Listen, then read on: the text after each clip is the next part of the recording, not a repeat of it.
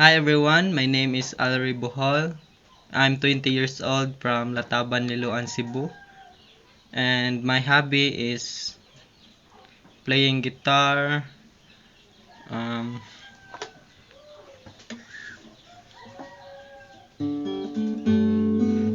sir, makapasar pa ba ko, sir?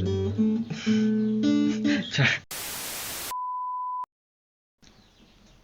And video games like ML and Clash of Clans, and I play basketball sometimes.